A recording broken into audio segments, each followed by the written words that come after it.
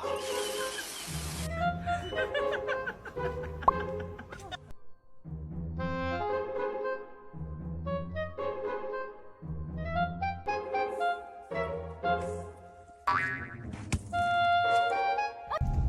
they're still fucking stupid!